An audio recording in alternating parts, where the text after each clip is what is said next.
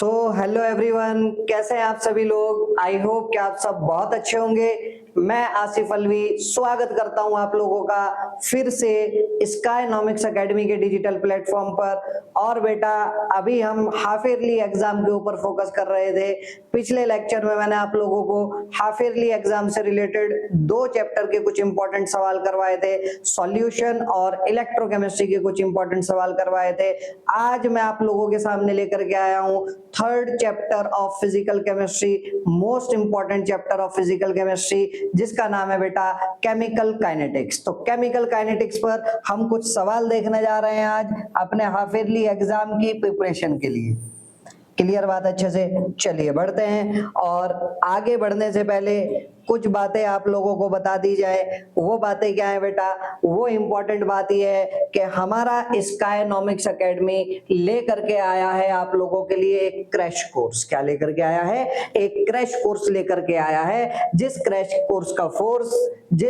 Course का फायदा science का बच्चा भी उठा सकता है, कॉमर्स का बच्चा भी उठा सकता है, एज वेल एज ह्यूमैनिटीज का बच्चा भी उठा सकता है। सभी स्ट्रीम के बच्चे हमारे यहाँ पर पढ़ते हैं, सभी इसका फायदा उठा सकते हैं, चाहे वो सीबीएसई बोर्ड का हो, चाहे आईसीएसई या फिर आईएससी बोर्ड का हो, क्लास 12th हो, क्लास 10th हो, कोई सी भी क्लास हो, सभी के लिए एडमिशंस ओपन है। और एक सबसे इंपॉर्टेंट बात, एक बैच बेटा हम लोगों का स्टार्ट होने जा रहा है 1 नवंबर से, जिसके अंदर लिमिटेड सीट्स आप लोगों के लिए अवेलेबल है। तो इसीलिए जल्दी से जल्दी आप लोग रजिस्ट्रेशन करवाइए। और इस कोर्स का फायदा क्या होगा? फायदा ये होगा कि आप लोगों को online and offline classes provide कराई जाएंगी। 90 डेज लगातार नॉन स्टॉपेबल क्लासेस हमारी चल रही होंगी। डेली 3 घंटे की क्लास हमारी रहने वाली है। और एक बार सिलेबस कंप्लीट हो जाए, 90 डेज नॉन स्टॉपेबल क्लासेस के बाद, आपका सिलेबस कंप्लीट होने के बाद फिर हम हर सब्जेक्ट में आप लोगों को 5 मॉक टेस्ट कराने वाले हैं to make your preparation for your board exam more and more good, ताकि आप अपने बोर्ड एग्जाम में एक अच्छे मार्क्स अटेन करें, 90+ मार्क्स सभी बच्चों के आए। और बेटा इसीलिए अब आपको और कोई जानकारी चाहिए तो आप इस नंबर पर संपर्क कर सकते हैं। व्हाट्सएप पर, इंस्टाग्राम पर, फेसबुक पर, सब जगह आप आकर के जुड़ सकते हैं। अगर आप ऑफलाइन विजिट करना चाह रहे हैं तो ये हमारा एड्रेस है, आप यहाँ पर आकर के विजिट कर सकते हैं। चलिए आगे बढ़ते हैं, आते हैं अपने टॉपिक की तरफ, अपने मुद्दे की तरफ। केमिकल काइनेटिक्स का सबसे पहला सवाल आपके सामने आपकी स्क्रीन पर क्या कह रहा है? पहला सवाल कह रहा है the initial concentration of the reactant is doubled. Reactant की इनिशियल कंसंट्रेशन क्या कर दी बेटा? डबल कर दी। रिएक्टेंट की इनिशियल कंसंट्रेशन क्या कर दी? 2 टाइम्स कर दी। The time for half reaction is also doubled. क्या मतलब इस बात का? भाई आपने इनिशियल कंसंट्रेशन डबल कर दी तो टी हाफ भी क्या हो गया? डबल हो गया। तो बताइए ऑर्डर ऑफ रिएक्शन क्या होगा? ठीक समझ आ रही है बात? आपने इनिशियल कंसंट्रेशन को डबल करा तो हाफ लाइफ टाइम भी डबल हो गया। इसका मतलब क्या हुआ सर? इसका मतलब ये हुआ कि टी हाफ जो है वो इनिशियल कंसंट्रेशन के डायरेक्टली प्रोपोर्शनल आ रहा है। अब बस आप लोगों को ये सोचना है कि वो कौन सा ऑर्डर ऑफ रिएक्शन है जिसमें टी हाफ आपका इनिशियल कंसंट्रेशन ऑफ रिएक्टेंट के डायरेक्टली प्रोपोर्शनल होता है। तो बेटा टी हाफ का फॉर्मूला 0 ऑर्डर के रिएक्शन के लिए होता है A/2 के। और इस फॉर्मूले से आप देख सकते हो कि T half is directly proportional to initial concentration. इसीलिए ऑर्डर ऑफ रिएक्शन हमारा क्या हो जाएगा बेटा? ऑर्डर ऑफ रिएक्शन हो जाएगा 0। ऑर्डर ऑफ रिएक्शन हो जाएगा 0। क्लियर है बात सभी को अच्छे से? चलिए आगे बढ़ते हैं अगले सवाल की तरफ। अगला सवाल क्या कह रहा है? Which of the following statement is correct. बताइए कौन सा स्टेटमेंट करेक्ट है। पहला स्टेटमेंट कह रहा है the rate of reaction decreases with the passage of time as the concentration of reactant decreases. दूसरा कह रहा है rate of reaction is same at any time during the reaction. Third statement rate of reaction is independent of temperature change. Next last statement, the rate of a reaction decreases with increase in concentration of reactant. तो कौन सा option correct होगा बेटा हमारा? तो देखिएगा, अगर suppose करो मेरी कोई रिएक्शन हो रही है R गिव्स P, जहां पर R क्या है प्यारे बच्चों? R है हमारा रिएक्टेंट और P है हमारा प्रोडक्ट। तो बेटा जब भी हमारी रिएक्शन फॉरवर्ड डायरेक्शन में जाती है, मान लीजिए टाइम t इक्वल टू 0 पर रिएक्टेंट के 10 मोल है मेरे पास, तो टाइम t इक्वल टू 0 का मतलब क्या है बेटा? t इक्वल टू 0 का मतलब है at the starting of reaction, at the starting point. तो स्टार्टिंग पॉइंट पर मेरे पास केवल और केवल रिएक्टेंट होगा, प्रोडक्ट तो होगा नहीं भाई। At the starting of reaction मतलब अभी रिएक्शन स्टार्ट नहीं हुई है, स्टार्ट होने वाली है, ठीक है। उस वक्त मेरे पास केवल और केवल क्या होगा बेटा? रिएक्टेंट होगा, प्रोडक्ट होगा नहीं। अब कुछ वक्त गुजर जाने के बाद 5 सेकेंड, 10 सेकेंड, 15 सेकेंड, 20 सेकेंड गुजर जाने के बाद, मान लेते हैं time t equals to t के बाद, मुझे खुद बताओ रिएक्टेंट की कंसंट्रेशन उतनी की उतनी ही रहेगी, बढ़ेगी या घटेगी? तो बेटा कॉमन सेंस वाला सवाल है, जाहिर सी बात है रिएक्टेंट की कंसंट्रेशन घटेगी। मान लिया रिएक्टेंट की कंसंट्रेशन घट करके रह गई कितनी? 2 मोल। इट मींस 10 में से 8 मोल मरने के लिए चले गए। अब 10 में से 8 मोल मरने के लिए गए तो आप देखो इसका कोएफिशिएंट भी 1 है और इसका कोएफिशिएंट भी 1 है। ये कोएफिशिएंट क्या बता रहा है कि अगर रिएक्टेंट का 1 मोल मरता है तो प्रोडक्ट का 1 मोल बनता है। यहाँ पर रिएक्टेंट के कितने मोल मरे बेटा? 8 मोल मरे, तो प्रोडक्ट के भी कितने मोल बन जाएंगे प्यारे बच्चों? 8 मोल बन जाएंगे। तो यहां से आपने क्या सीखा, यहां से आपने क्या जाना? सर हमने ये जाना कि at the starting of reaction reactant की कंसंट्रेशन मैक्सिमम होगी और प्रोडक्ट की कंसंट्रेशन मिनिमम होगी। जैसे जैसे मेरी रिएक्शन फॉरवर्ड डायरेक्शन में जाएगी, जैसे जैसे मेरी रिएक्शन फॉरवर्ड डायरेक्शन में जाएगी, क्योंकि रिएक्शन का मेन उद्देश्य, मेन मोटिव यही है टू प्रोड्यूस प्रोडक्ट। तो जैसे जैसे मेरी रिएक्शन फॉरवर्ड डायरेक्शन में जाएगी, रिएक्टेंट की कंसंट्रेशन कम होती जाएगी और प्रोडक्ट की कंसंट्रेशन बढ़ती जाएगी। इसीलिए पहला वाला ऑप्शन मेरा यहाँ पर करेक्ट हो जाएगा, द रेट ऑफ रिएक्शन, क्योंकि रिएक्शन का रेट डिपेंड करता है रिएक्टेंट की कंसंट्रेशन पर, according to law of mass action या फिर according to rate law. Rate of reaction depend करता है प्यारे बच्चों, it is directly proportional to the concentration of reactant, it is directly proportional to the concentration of reactant. और अच्छे से मैं इसको लिखूं, स्क्वायर ब्रैकेट तो कंसंट्रेशन को ही रिप्रेजेंट कर रहा है, तो मैंने स्क्वायर ब्रैकेट के अंदर लिख दिया बेटा RNT, means rate of reaction जो है वो रिएक्टेंट की कंसंट्रेशन के डायरेक्टली प्रोपोर्शनल है। अब जैसे जैसे मेरी रिएक्शन फॉरवर्ड डायरेक्शन में जाएगी, जैसे जैसे मेरी रिएक्शन फॉरवर्ड डायरेक्शन में जाएगी, रिएक्टेंट की कंसंट्रेशन कम होती जाएगी, तो रेट ऑफ रिएक्शन भी क्या होता जाएगा बेटा? डिक्रीज करता जाएगा। आई होप यहां तक बात क्लियर हो रही होगी। The rate of reaction decreases with the passage of time as the concentration of reactant decreases.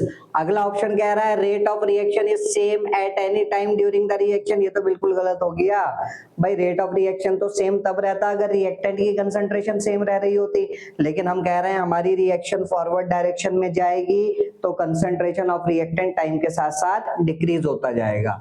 अगला ऑप्शन क्या कह रहा है? Rate of reaction is independent of temperature change. अरे भैया रेट ऑफ रिएक्शन तो टेम्परेचर के ऊपर डिपेंड करता है। किसने बोला था? अर्हेनियस साहब ने। अर्हेनियस इक्वेशन आती है आपकी इस चैप्टर के अंदर। क्या होती है अर्हेनियस इक्वेशन? अर्हेनियस इक्वेशन उसने ये तो बताया था कि रेट ऑफ रिएक्शन टेम्परेचर पे कैसे डिपेंड कर रहा है।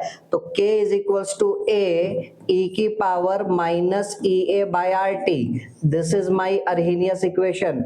फिर बाद में जब हम इसको सॉल्व करते हैं और इंटीग्रेटेड फॉर्म में लेकर के आते हैं तो फॉर्मूला चेंज हो जाता है, ठीक। तो यहाँ पर रेट कांस्टेंट टेम्परेचर पर डिपेंड कर रहा है and rate constant is nothing but the measure of reaction rate. तो रेट ऑफ रिएक्शन तो टेम्परेचर पर डिपेंड करेगा।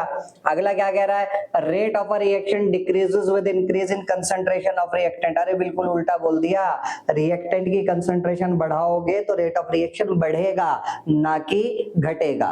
आई होप यहाँ तक सारी बातें क्लियर हुई होंगी आप लोगों को। बढ़ते हैं आगे अगले सवाल की तरफ। अगला सवाल क्या कह रहा है? The rate constant of a reaction is 5.8 into 10 की power minus 21 second inverse. The order of reaction is, order of reaction बताइए, rate constant की उसने आपको वैल्यू दी है, तो सर ऑर्डर ऑफ रिएक्शन कैसे निकालें, कौन सा फॉर्मूला लगाएं कि k की वैल्यू हमें पता हो और उससे मैं ऑर्डर ऑफ रिएक्शन निकालूं? तो बेटा ऐसा तो कोई फॉर्मूला नहीं है कि आपको k की वैल्यू पता है और आप उससे ऑर्डर ऑफ रिएक्शन निकालें। तो क्या करें सर? कुछ नहीं करना, सिंपली रेट कांस्टेंट की यूनिट को देख करके हम ऑर्डर ऑफ रिएक्शन बताते हैं। रेट कांस्टेंट की वैल्यू से कोई भी लेना देना नहीं है।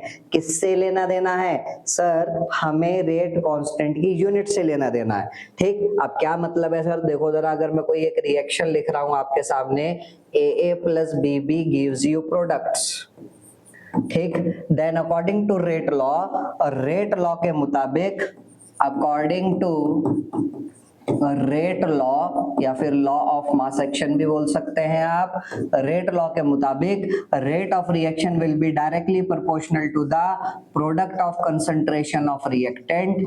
और ऊपर पावर में कौन जाएगा बेटा? ऊपर पावर में जो जाएगा वो स्टोइचियोमेट्रिक कोएफिशिएंट के बराबर भी हो सकता है और बराबर नहीं भी हो सकता, हमें नहीं पता, ये तो एक्सपेरिमेंटली डिटरमाइन किया जाता है।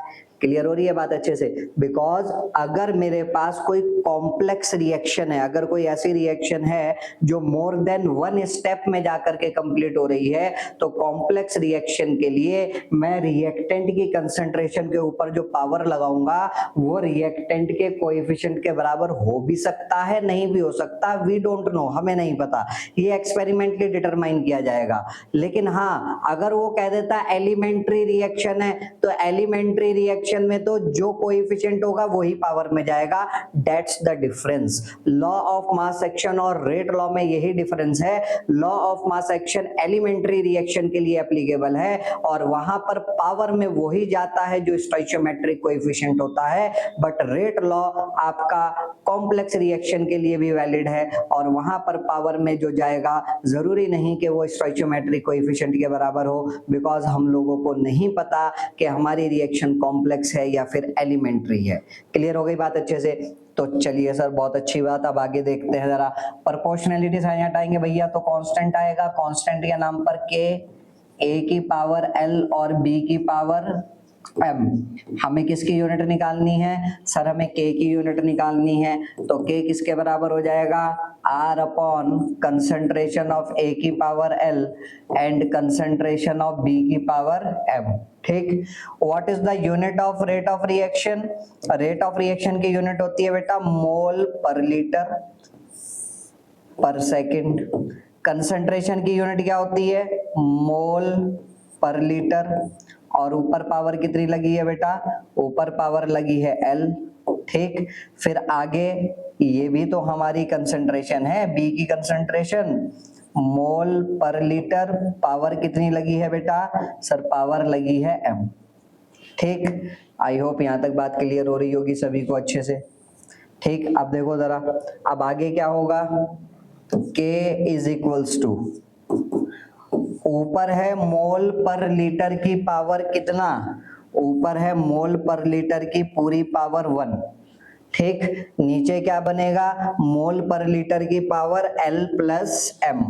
तो ऊपर है मोल पर लीटर की पावर 1, नीचे है मोल पर लीटर की पावर L प्लस M, और ऊपर हमारा एक सेकेंड इनवर्स भी लिखा हुआ है। ठीक, अब बताइए क्या यूनिट आ जाएगी सर?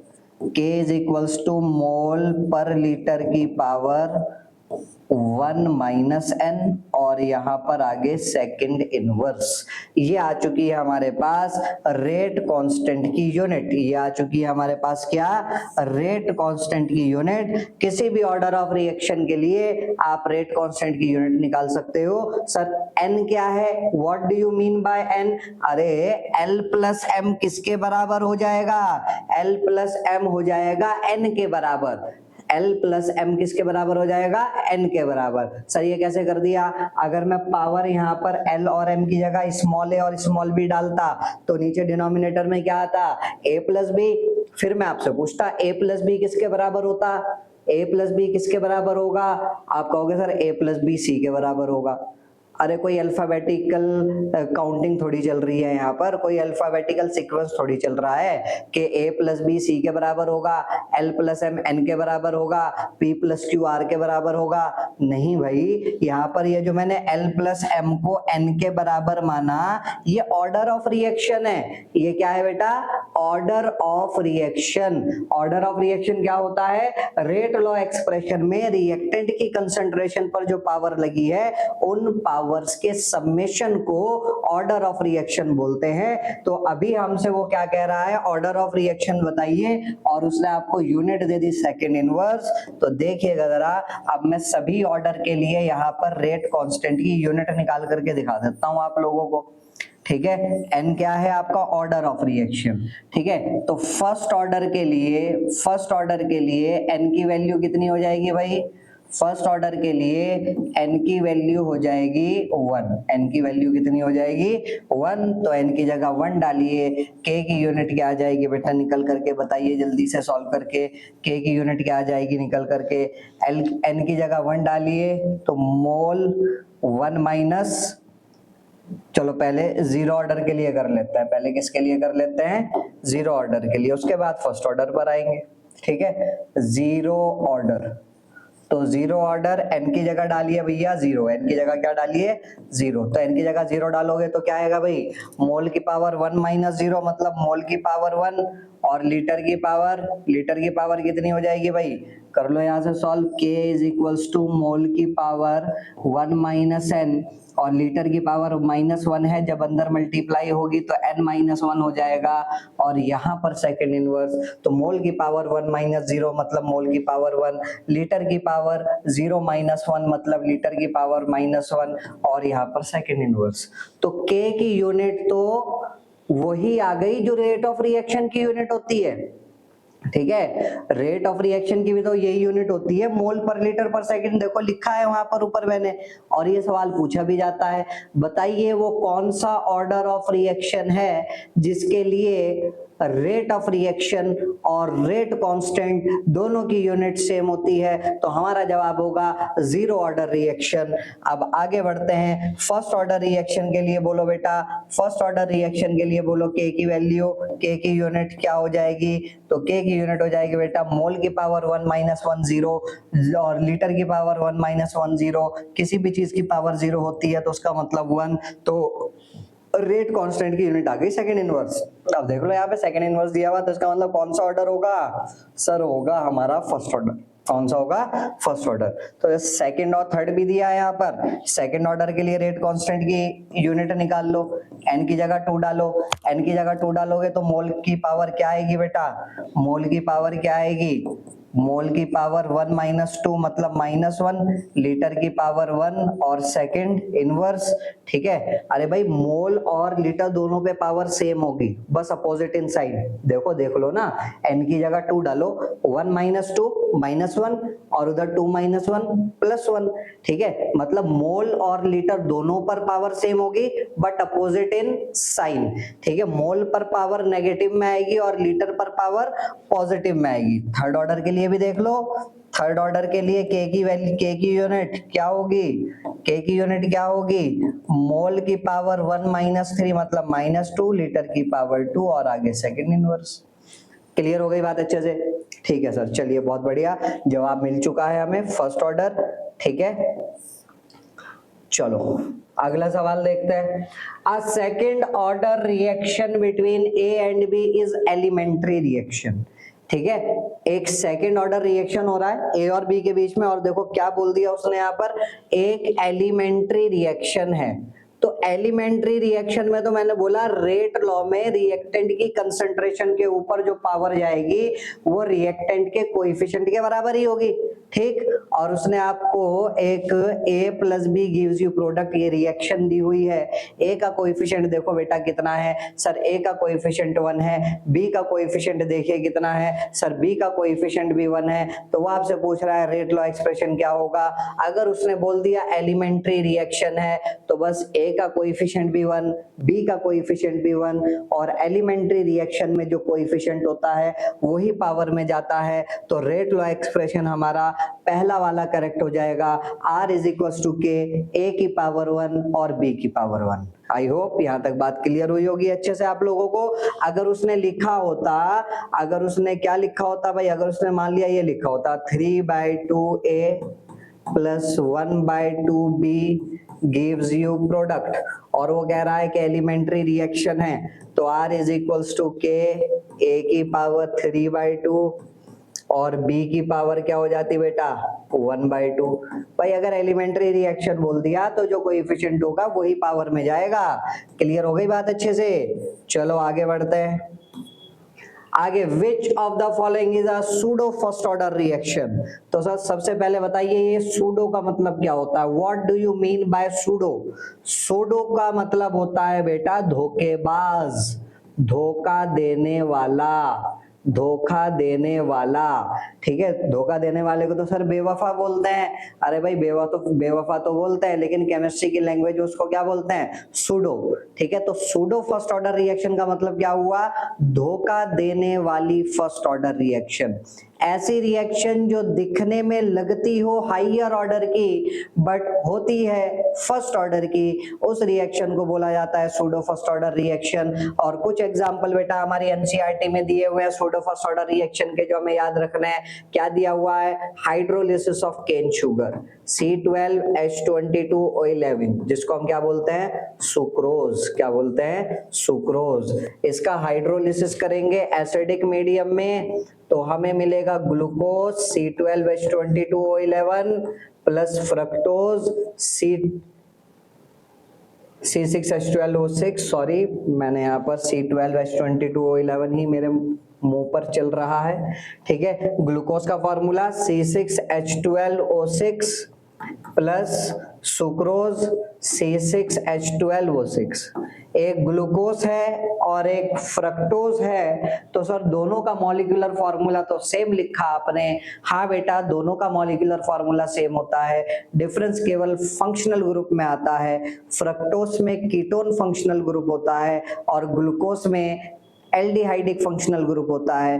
मॉलिक्यूलर फॉर्मूला दोनों का सेम ही होगा, C6H12O6। ठीक है, तो सबसे पहला सूडो फर्स्ट ऑर्डर रिएक्शन का एग्जांपल तो आपका ये, और आप इसका हाइड्रोलिसिस करवा रहे हो। ठीक है, तो पूरी रिएक्शन लिखना चाहूंगा मैं यहाँ पर। पूरी रिएक्शन क्या लिखेंगे बेटा, पूरी रिएक्शन क्या लिखेंगे, देखो जरा।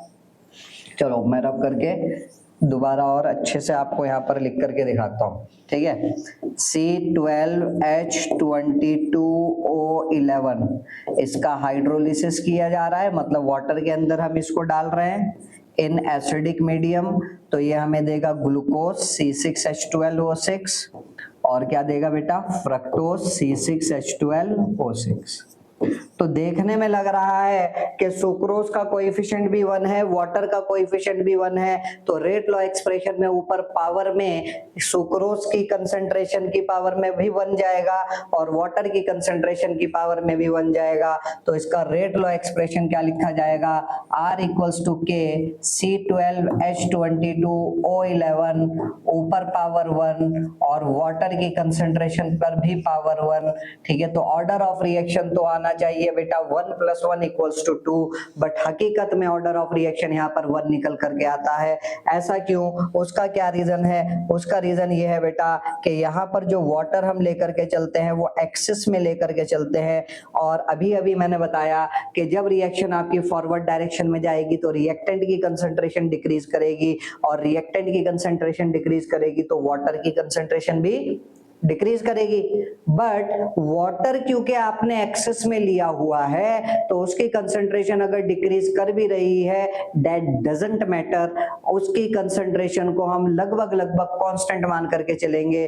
क्या कह रहे हो सर? जैसे कि अगर समुद्र की हम बात करें बेटा, समुद्र में पानी एक्सेस में प्रेजेंट होता है, समुद्र में पानी एक्सेस में प्रेजेंट होता है। अगर समुद्र में से मैं 1000 या 2000 पानी की बाल्टी भर के बाहर निकाल लूं तो उससे पानी के समुद्र के लेवल पर कोई भी फर्क पड़ने वाला नहीं है, ठीक है। इसी तरीके से यहाँ पर वाटर एक्सेस में प्रेजेंट है तो इसकी कंसंट्रेशन डिक्रीज हो रही है, बट फिर भी हम कांस्टेंट मान करके चलेंगे। इसीलिए यहाँ पर वाटर की कंसंट्रेशन तो बेटा हमारी कांस्टेंट हो गई, और ये कांस्टेंट इनटू ये कांस्टेंट मिल करके देगा आपको एक नया कांस्टेंट के डैश बोल देते हैं हम इसको, और आगे C12H22O11, ठीक, और ऊपर पावर 1। अपनी एनसीईआरटी की बात करूं बेटा तो उसने यहाँ वाटर के ऊपर पावर लगाई है 0। क्या लगाई है? 0। तो आप देख लीजिए, देखने में लग रहा था सेकंड ऑर्डर की है बट हकीकत में फर्स्ट ऑर्डर की निकली। तो ये रहा हमारा पहला एग्जाम्पल। और दूसरा एग्जाम्पल आता है बेटा hydrolysis of ester, hydrolysis of ester in acidic medium. तो देखो बेटा ये लिखा हुआ है आपका ester, sir option number C में भी तो एस्टर लिखा हुआ है, हाँ ये भी एस्टर लिखा हुआ है। ये दोनों हाइड्रोलिसिस हो रहे हैं, बट ये हाइड्रोलिसिस हो रहा है बेसिक मीडियम में और ये हाइड्रोलिसिस हो रहा है एसिडिक मीडियम में। तो याद क्या रखना है, एसिडिक मीडियम वाला जो हाइड्रोलिसिस होता है, यहाँ पे देखो वाटर आ रहा है तो ये वाटर एक्सिस में है, ये NaOH हमारा एक्सिस में नहीं होता, इसीलिए यहाँ ऑप्शन सी में तो ऑर्डर आपका क्या होगा? सेकंड ऑर्डर ही होगा। बट यहाँ नीचे देखने में लग रहा है ऑर्डर सेकंड होना चाहिए, बट होता क्या है? फर्स्ट ऑर्डर, बिकॉज यहाँ पर ये जो वाटर है इसकी कंसेंट्रेशन को हम कांस्टेंट मान लेते हैं, ठीक है। इसीलिए ये हमारा सूडो फर्स्ट ऑर्डर रिएक्शन का एग्जाम्पल है। तो हमारा करेक्ट ऑप्शन क्या हो जाएगा बेटा? ऑप्शन नंबर डी हमारा यहाँ पर, डी फॉर डॉग हमारा यहाँ पर करेक्ट ऑप्शन हो जाएगा। क्लियर है बात अच्छे से? चलिए आगे बढ़ते हैं। अगला सवाल, a large increase in the rate of reaction for rise in temperature is due to. Temperature बढ़ाने से रेट ऑफ रिएक्शन इंक्रीज करता है भाई, टेम्परेचर बढ़ाने से रेट ऑफ रिएक्शन इंक्रीज करता है। और देखा ये गया कि for every 10 degree rise in temperature, for every 10 degree rise in temperature rate of reaction almost double हो जाता है। उसका रीजन क्या है? हमने सोचा शायद कोलिजन फ्रीक्वेंसी डबल होती है, लेकिन कोलिजन फ्रीक्वेंसी तो डबल नहीं होती। टेम्परेचर 10 डिग्री बढ़ाने से क्या होता है? नंबर ऑफ इफेक्टिव कोलिजन्स बढ़ जाते हैं। तो बताइए कौन सा ऑप्शन करेक्ट होगा? Increase in number of collisions, increase in number of activated molecules, lowering of activation energy, shortening of mean free path. तो बेटा नंबर ऑफ इफेक्टिव कोलिजन्स बढ़ जाते हैं, तो increase in number of collisions, increase in number of collisions हमारे increase कर जाते हैं। इसी वजह से रेट ऑफ रिएक्शन हमारा लगभग डबल हो जाता है। क्लियर बात? चलिए आगे बढ़ते हैं, अगला सवाल देखते हैं। Radio active decay is an example of. जितने भी रेडियो एक्टिव डिके फिनोमिना हैं, जितने भी रेडियो एक्टिव डिसइंटीग्रेशन प्रोसेस होते हैं प्यारे बच्चों, वो सारे के सारे radio active disintegration process first order reaction को फॉलो करते हैं। All radio active decay phenomena follows first order kinetics. चलिए आगे बढ़ते हैं, अगला सवाल देखिए। अगला सवाल क्या कह रहा है? अगला सवाल कह रहा है for a zero order reaction the plot of concentration of reactant versus time. Zero order reaction है मेरे पास कोई, तो जीरो ऑर्डर रिएक्शन का रेट लॉ क्या लिखा जाता है? R is equals to K concentration of reactant की पावर 0। तो R किसके बराबर आ जाएगा भाई? रिएक्टेंट की पावर 0 है तो इसका मतलब 1 हो गया। It mean zero order reaction का रेट क्या है बेटा? कांस्टेंट। अब जीरो ऑर्डर रिएक्शन का रेट कांस्टेंट है, ठीक है, रेट चेंज होने वाला नहीं है। आपकी रिएक्शन फॉरवर्ड डायरेक्शन में चलती रहेगी और रिएक्टेंट की कंसंट्रेशन लगातार कम होती रहेगी, बट रेट ऑफ रिएक्शन पर कोई भी असर पड़ने वाला नहीं है, कोई भी फर्क पड़ने वाला नहीं है, because rate of zero order reaction तो रिएक्टेंट की कंसंट्रेशन के ऊपर डिपेंड ही नहीं करता। Rate of zero order reaction is independent of, rate of zero order reaction is independent of concentration of reactant, independent of concentration of reactant. ठीक, अब वो आपसे यही पूछ रहा है कि बताइए the plot of concentration of reactant versus time. ठीक है, concentration of reactant versus time का जो प्लॉट होगा वो क्या होगा, वो कैसे होगा। तो देखो जरा, रेट ऑफ रिएक्शन को मैं क्या लिख सकता हूं भाई, अगर मेरे पास कोई रिएक्शन हो रही है R गिव्स P, तो इसका रेट ऑफ रिएक्शन में लिखना चाहूंगा तो भाई क्या लिखा जाएगा, माइनस का dr बाई dt। ठीक है, माइनस का dr by dt is equals to k। ठीक, अब रेट ऑफ अब अगर ध्यान देना, मैं इसको कंपेयर करता हूं किससे, y equal to mx plus c से, mx प्लस c से मैं इसको कंपेयर कर रहा हूं। ठीक है, तो क्या होगा भैया, क्या होगा, y एक्सिस पर तो रेट आ जाएगा। ठीक है सर, y एक्सिस पर आ गया हमारा रेट, और रेट क्या, minus dr by dt। x axis पर कौन आएगा सर, x वाली तो कोई भी टर्म नहीं है कि भाई यहाँ mx तो आ गया तो m तो k के बराबर हो जाएगा, बट x वाली तो यहाँ पर कोई भी टर्म नहीं है, तो नहीं है तो मैं ये तो कर सकता हूं, तो स्लोप क्या हो जाएगा बेटा, जीरो। स्लोप क्या हो जाएगा, जीरो। ठीक है, x एक्सिस का देखो दोबारा, y is equals to M X plus C से हमें कंपेयर करना है, ग्राफ बनाना है किस किस के बीच में, रिएक्टेंट और टाइम के बीच में। ठीक है, तो बेटा वर्सेस से पहले जो लिखा होता है उसको हम लेकर के चलते हैं कहाँ, y एक्सिस पर। कहाँ लेकर के चलते हैं, y एक्सिस पर, और वर्सेस के बाद जो लिखा होता है उसको हम लेकर के चलते हैं x एक्सिस पर। ठीक है, तो मैंने ग्राफ थोड़ा सा जल्दी जल्दी में थोड़ा सा गलत बना दिया। ठीक है, दोबारा देखते हैं, ये सही कंसेप्ट है कि सर वर्सेस के लेफ्ट साइड में जो लिखा होता है वो y एक्सिस पर लेकर के चला जाता है, और राइट साइड में जो लिखा होता है वो x एक्सिस पर लेकर के चला जाता है। ठीक है, तो कंसंट्रेशन ऑफ रिएक्टेंट का ग्राफ बनाना है भाई मुझे, कंसंट्रेशन ऑफ रिएक्टेंट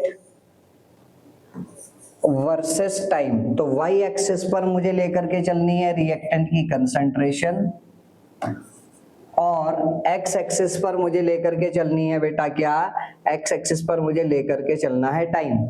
ठीक है, तो वही बात है। ठीक है, जो ग्राफ रेट ऑफ रिएक्शन और टाइम का आता, जो अभी अभी मैं बना रहा था, वही ग्राफ कंसंट्रेशन ऑफ रिएक्टेंट और टाइम का भी आएगा। ठीक है, अब देखो जरा, जैसे जैसे टाइम आगे बीतता जाएगा वैसे वैसे कंसंट्रेशन ऑफ रिएक्टेंट क्या होती जाएगी बेटा, वैसे वैसे कंसंट्रेशन ऑफ रिएक्टेंट हमारी कम होती जाएगी, और कंसंट्रेशन ऑफ रिएक्टेंट कम होती जाएगी तो नेगेटिव स्लोप हमारा यहाँ पर निकल करके आएगा। तो जीरो ऑर्डर रिएक्शन में कंसंट्रेशन ऑफ रिएक्टेंट, और ये तो रेट का मैं बना रहा था। ठीक है, कंसंट्रेशन ऑफ रिएक्टेंट, तो एक काम करें सर, आप उठाइए इंटीग्रेटेड रेट लॉ। क्या उठाइए, integrated rate law zero order reaction का, x is equals to KT, x is equals to KT, ये इंटीग्रेटेड रेट लॉ है हमारा जीरो ऑर्डर रिएक्शन का। ठीक है, तो कंसंट्रेशन ऑफ रिएक्टेंट और टाइम के बीच क्या ग्राफ आएगा सर, कंसंट्रेशन ऑफ रिएक्टेंट और टाइम के बीच।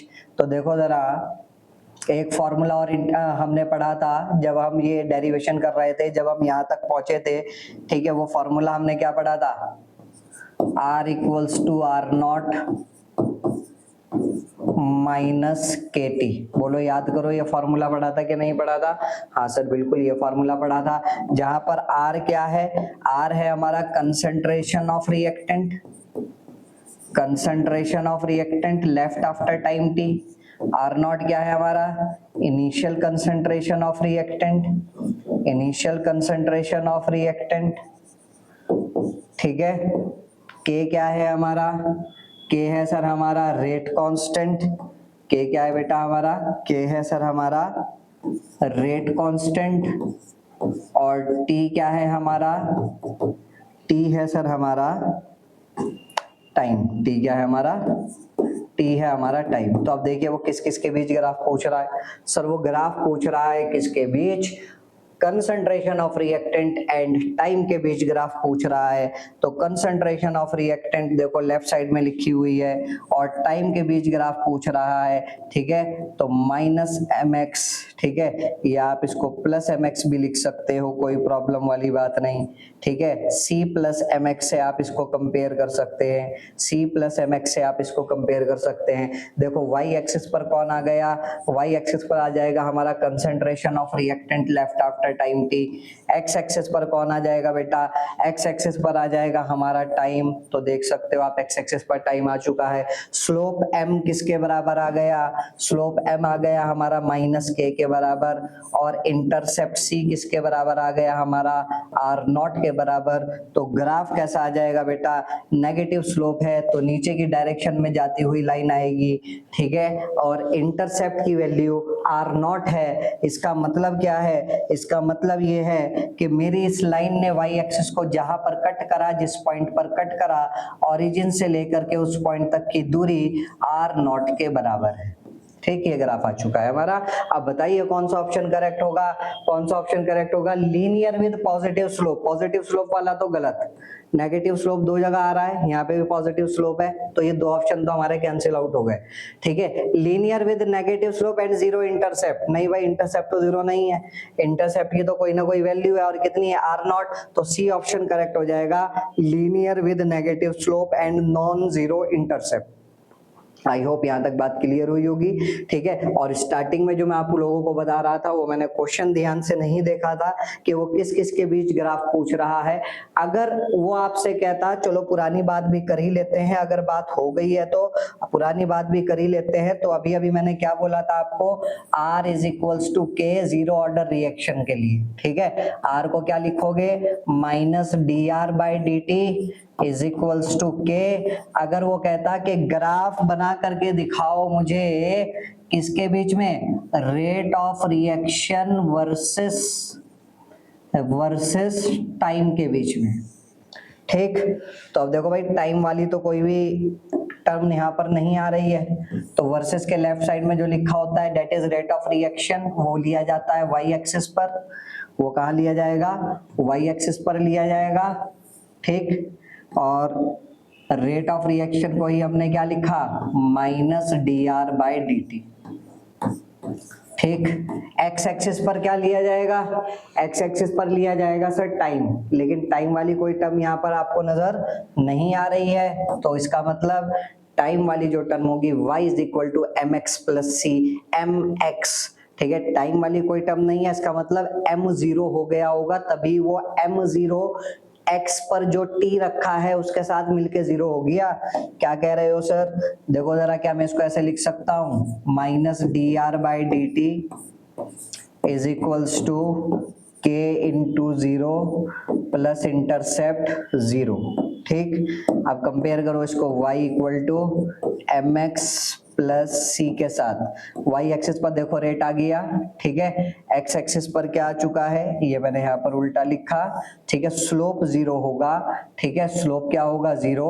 x एक्सिस पर कौन आ रहा है, टाइम, ठीक है। तो यहाँ पर तो हम क्या ले लेंगे, टाइम। स्लोप क्या हो चुका बेटा हमारा 0, और ये जो k है ये इंटरसेप्ट बन जाएगा आपका, क्या बन जाएगा, इंटरसेप्ट बन जाएगा। तो अब देखो y एक्सिस पर रेट आ गया, x एक्सिस पर टाइम आ गया, स्लोप m किसके बराबर हो गया, 0 के बराबर। अगर स्लोप m 0 के बराबर है, इसका मतलब हमारे पास एक स्ट्रेट लाइन निकल करके आएगी।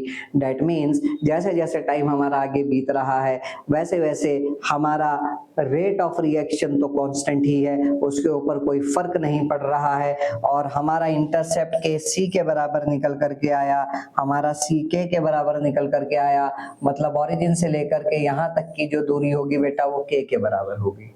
क्लियर है बात अच्छे से, चलिए आगे बढ़ते हैं।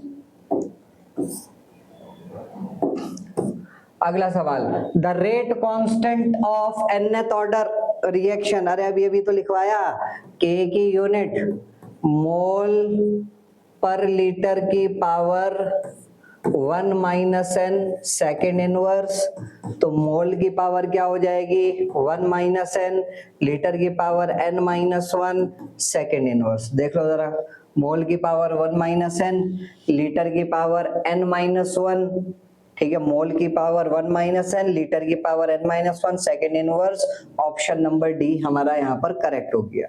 क्लियर बात अच्छे से? चलिए आगे बढ़ते हैं। आगे क्या कह रहा है? आगे वो आपसे कह रहा है कि a hypothetical reaction A2 plus B2 gives you 2AB, वो एक पर्टिकुलर मैकेनिज्म को फॉलो करता है, ठीक है। 3 अलग अलग स्टेप यहाँ पर आ रहे हैं, तो इसका मतलब मैं बोल सकता हूँ मेरी ये रिएक्शन एक कॉम्प्लेक्स रिएक्शन है, ऐसी रिएक्शन जो मोर देन 1 स्टेप में जाकर के कंप्लीट होती है, that reaction is known as complex reaction. और वो रिएक्शन जो सिंगल स्टेप में हो जाती है उसको एलिमेंट्री रिएक्शन बोलते हैं। और बेटा कॉम्प्लेक्स रिएक्शन में हम पढ़ते थे कि slowest step is the rate determining step, slowest step ही हमारा रेट डिटरमाइनिंग स्टेप होता है, ठीक है। तो स्लो स्टेप कौन सा भैया? स्लो स्टेप ये है, यहाँ पर ए का कोएफिशिएंट कितना है 1, बी का कोएफिशिएंट कितना है 1, तो जब आप इसका रेट लॉ लिखोगे तो स्लोवेस्ट स्टेप देख करके लिखोगे R इज इक्वल टू के कंसंट्रेशन ऑफ ए, इस बार पावर में कोएफिशिएंट ही चला जाएगा बिकॉज सिंगल स्टेप है, ठीक है। और B2 की पावर भी 1, ओवरऑल ऑर्डर कितना आ जाएगा 1 + 1 = 2, ओवरऑल ऑर्डर हमारा क्या आ चुका बेटा 1 + 1 = 2। तो आई होप यहाँ तक बात क्लियर हुई होगी अच्छे से। चलिए आगे बढ़ते हैं। अगला सवाल, in a first order the concentration of reactant reduce to 1/4, ठीक है। फर्स्ट ऑर्डर रिएक्शन में फर्स्ट ऑर्डर का इंटीग्रेटेड रेट लॉ क्या होता है? KT = 2.303 R,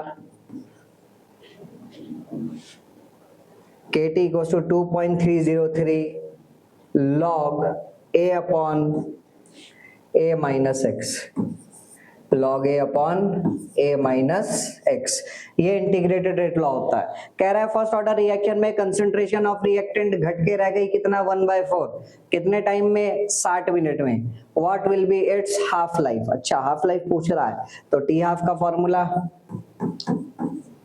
0.693 अपॉन के, तो ये वाला फॉर्मूला लगाएंगे भाई, ठीक है। तो इतने टाइम में 60 मिनट में घट के 1/4 रह गई। इनिशियल कंसंट्रेशन कितनी रही होगी भाई?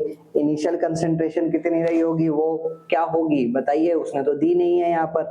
इन a first order reaction the concentration of reactant reduce to 1/4 in 60 minutes.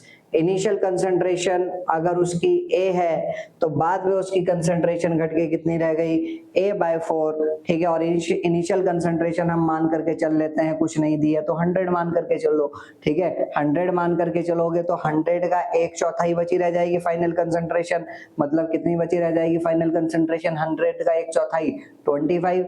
लेकिन मुझे एक बात बताओ, क्या यहाँ पर आपको फाइनल कंसंट्रेशन की जरूरत पड़ रही है इस फॉर्मूले में? नहीं, वो हाफ लाइफ आपसे निकलवा रहा है, ठीक है। लेकिन हाफ लाइफ के लिए के की वैल्यू निकालनी पड़ेगी। अब के की वैल्यू निकालनी है भैया, तो पहले तो ऊपर वाले फॉर्मूले में ही जाना पड़ेगा, पहले तो ऊपर वाले फॉर्मूले में जाकर के के की वैल्यू निकालनी पड़ेगी। उसके बाद जब के की वैल्यू आएगी वो इस फॉर्मूले में पुट करोगे, तब जाकर के टी हाफ निकल के आएगा, ठीक है। तो पहला फॉर्मूला इसका मतलब मैंने गलत नहीं लिखा था, ठीक है। के की वैल्यू आपको निकालनी है 2.303 अपॉन टी कितना दिया हुआ है भाई 60 मिनट, मिनट में ही लिख लेते हैं, के की यूनिट भी मिनट में ही आ जाएगी। लॉग ए कितना, ए तो उसने कुछ दिया नहीं तो ए ही मान लो, ठीक है। घट के कितनी रह गई? इनिशियल का 1/4, मतलब A माइनस एक्स क्या है, कितनी कंसंट्रेशन घट के रह गई, कितनी कंसंट्रेशन टाइम टी गुजर जाने के बाद बची, ठीक है। तो बताइए A/4, ठीक। और टाइम कितना दिया भाई उसने 60 मिनट, ठीक है। तो 60 हमने यहाँ लिख दिया नीचे, तो यहाँ बोलो यहाँ क्या आएगा, लॉग A से A कैंसिल, 4 घूम करके ऊपर, 4 को क्या लिख सकते हो, log 4 को log 2 की पावर 2, तो ये क्या बन जाएगा 2 log 2, और log 2 की वैल्यू कितनी होती है 0.3010, मैं 0.3 ही मान लेता हूँ, 2 इंटू 0.3 कितना आ जाएगा 0.6, कितना आ गया 0.6। तो बस मैं अब डायरेक्टली यहाँ पर वैल्यू 0.6 डालता हूँ, ठीक है। तो 2.303 अपॉन 60 इंटू 0.6, क्लियर हो रही है बात अच्छे से, ठीक है सर, चलिए बहुत अच्छी बात, ठीक है। पॉइंट हटा दो ऊपर से, ठीक है, और एक पॉइंट यहाँ भी लगा हुआ 2.303, या राउंड ऑफ कर लो, राउंड ऑफ में निकाल लो आंसर, बिकॉज क्यों अपने जी का जंजाल बढ़ाना। 2.303 को 2 मान लो, ठीक है, 2/60, ठीक है, 2/60 इंटू 0.6 है तो 6 इंटू 10 की पावर -1, ठीक है। इसको सॉल्व कर लो, ये 6 1 जा 6 और ये 6 10 जा, ये 2 1 जा, ये 2 5 जा, 1/5 मतलब कितना बचेगा 0.2 इंटू 10 की पावर -1, तो ये आ गया कितना 0.02, और के की यूनिट क्या आएगी भाई, फर्स्ट ऑर्डर है, ठीक है। तो टाइम इनवर्स, लेकिन टाइम हमारा सेकंड में नहीं है बेटा, इस बात पे ध्यान देना, टाइम हमारा किस में, मिनट में, तो मिनट इनवर्स आएगा, ठीक है। के की वैल्यू आ गई, अब जब के की वैल्यू आ गई तो टी हाफ निकाल लो, क्या निकाल लो, T half equals to 0.693 upon K, ठीक है। तो 0.693 अपॉन, ठीक है, 0.02 को क्या लिखेंगे भाई, 0.02 को लिख लो 2 इंटू 10 की पावर -2, क्लियर बात।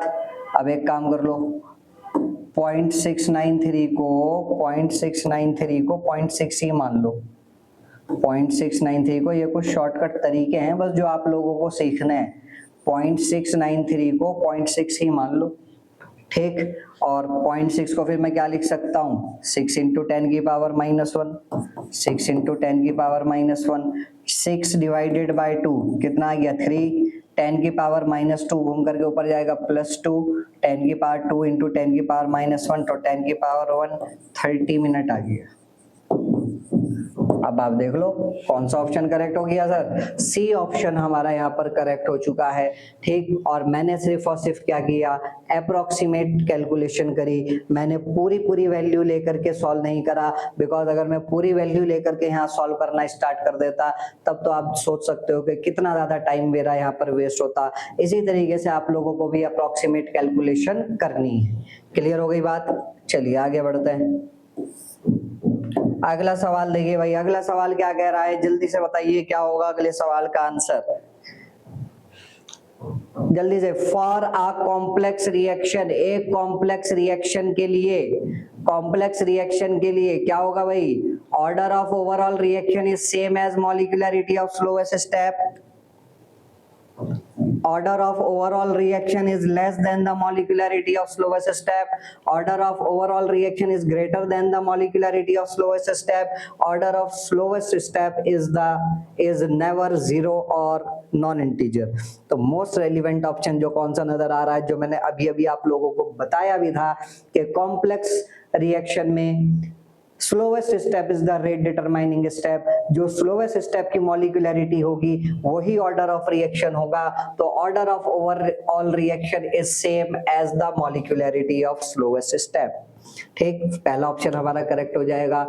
अगला देखते हैं, which of the reaction ends in infinite time, केवल और केवल जीरो ऑर्डर रिएक्शन है बेटा जो 2 हाफ लाइफ टाइम में कंप्लीट होती है।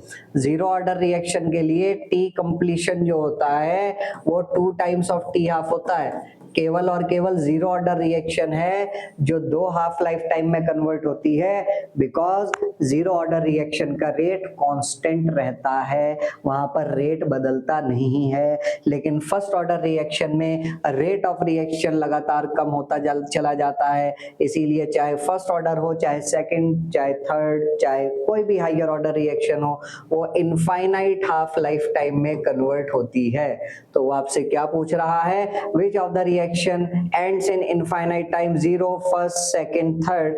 हमारे सिलेबस में केवल जीरो और फर्स्ट ऑर्डर रिएक्शन है, ठीक है। तो इसीलिए हम कौन सा ऑप्शन टिक लगा करके आएंगे, फर्स्ट ऑर्डर। लेकिन मैं आप लोगों को बता दूं जीरो ऑर्डर रिएक्शन भी इनफाइनाइट हाफ लाइफ टाइम में कन्वर्ट होता है, थर्ड ऑर्डर रिएक्शन भी इनफाइनाइट हाफ लाइफ टाइम में कन्वर्ट होता है। But according to our CBSE syllabus, हमारे सिलेबस में केवल और केवल जीरो और फर्स्ट ऑर्डर रिएक्शन है। तो जीरो ऑर्डर रिएक्शन तो दो हाफ लाइफ टाइम में कन्वर्ट होता है, लेकिन first order reaction infinite half life time में कन्वर्ट होता है। क्लियर हो गई बात अच्छे से? चलिए आगे बढ़ते हैं। आगे क्या कह रहा है, rate constant of a zero order reaction. ये जीरो ऑर्डर रिएक्शन का जो रेट कांस्टेंट है, अरे भाई जीरो ऑर्डर रिएक्शन का R इज इक्वल्स टू के रेट कांस्टेंट के बराबर ही होता है, ठीक है। The rate constant of a zero order reaction is independent upon initial concentration, ठीक। तो भाई देखो जरा, R इज इक्वल्स टू के कंसंट्रेशन ऑफ A की पावर कितना भैया, 0, ठीक है। यही तो होता है ना जीरो ऑर्डर रिएक्शन के लिए, ठीक। अगला ऑप्शन देखो, इनवर्सली प्रोपोर्शनल टू कंसंट्रेशन, ठीक, does not depend upon concentration, या फिर नन ऑफ दीज। बताइए कौन सा ऑप्शन करेक्ट होगा।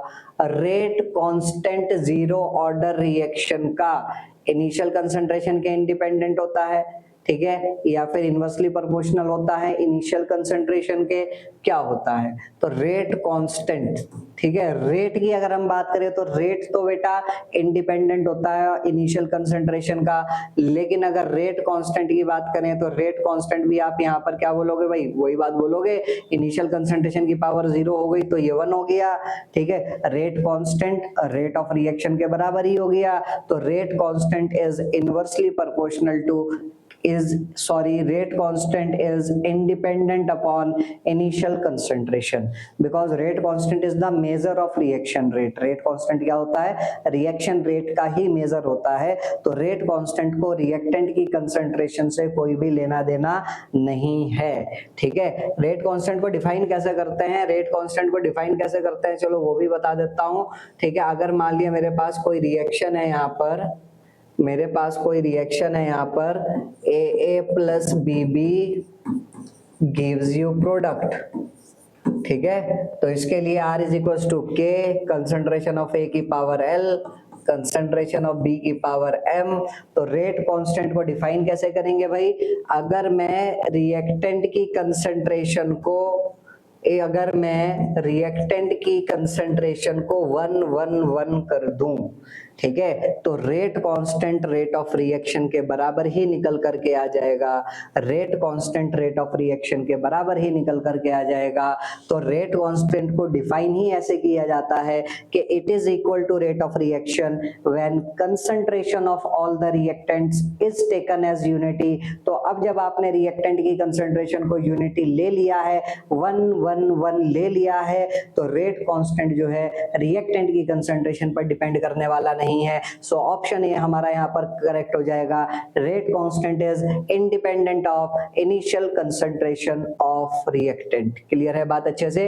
रेट कांस्टेंट भी इंडिपेंडेंट होता है और रेट ऑफ रिएक्शन भी इंडिपेंडेंट होता है इनिशियल कंसंट्रेशन ऑफ रिएक्टेंट के।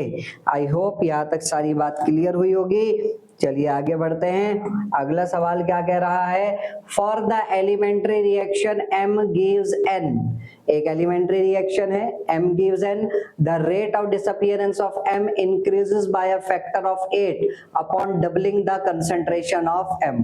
M की कंसंट्रेशन को डबल करने पर रेट ऑफ डिसअपियरेंस 8 टाइम्स बढ़ गया, ठीक है। कंसंट्रेशन डबल करी और रेट ऑफ डिसअपियरेंस जो है वो 8 टाइम्स बढ़ा। तो 8 क्या है, 2 का क्यूब। तो इसका मतलब order of reaction with respect to M क्या होगा, order of reaction with respect to M होगा 3, ठीक है। अगर रिएक्टेंट की कंसंट्रेशन डबल करने पर rate of reaction 2 times he increase करे, देन फर्स्ट ऑर्डर रिएक्शन। अगर कंसंट्रेशन डबल करने पर रेट ऑफ रिएक्शन 4 टाइम्स बढ़े तो सेकेंड ऑर्डर, 8 टाइम्स बढ़े तो थर्ड ऑर्डर। 8 देखो 2 का क्या हो रहा है, क्यूब हो रहा है, ठीक है। अब उसने डायरेक्टली ये नहीं लिखा कि कंसंट्रेशन डबल करने पर रेट ऑफ रिएक्शन 8 टाइम्स बढ़ा, उसने इनडायरेक्टली लिखा, उसने बोला m का रेट ऑफ डिसअपियरेंस 8 टाइम्स बढ़ा। अरे भाई जब m का रेट ऑफ डिसअपियरेंस 8 टाइम्स बढ़ा तो प्रोडक्ट का रेट ऑफ अपीयरेंस तो 8 टाइम्स बढ़ा, मतलब rate of reaction 8 times increase हो गया। कहने का मतलब तो वही है, ठीक है। तो क्यूबिक टाइम्स बढ़ रहा है, तो इसीलिए ऑर्डर ऑफ रिएक्शन हमारा क्या आ जाएगा बेटा, 3 आ जाएगा। चलिए आगे बढ़ते हैं, अगला सवाल क्या कह रहा है, अगला सवाल देखते हैं। वो कह रहा है आपसे कि when initial concentration of reactant is doubled in a reaction, its half life period is not affected। Initial concentration को डबल करा, हाफ लाइफ पे कोई असर नहीं पड़ा, तो इसका मतलब T half is independent of initial concentration.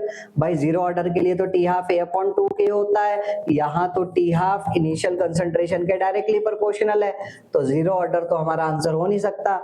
First order का टी हाफ 0.693/K, तो यहाँ पर आप देख लो फर्स्ट ऑर्डर का T half initial concentration of reactant पर डिपेंड नहीं कर रहा है, तो the order of reaction will B first, मतलब 1। क्लियर हो गई बात अच्छे से, ठीक। चलिए आगे बढ़ते हैं,